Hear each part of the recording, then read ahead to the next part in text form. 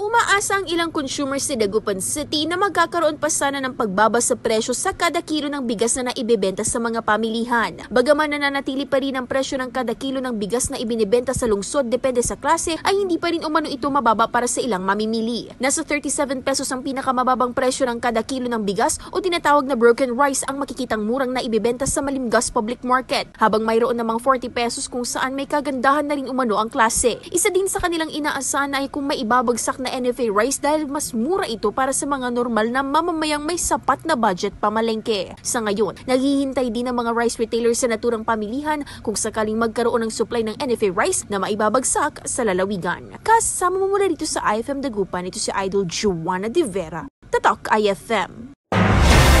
IFM News. IFM News. IFM News.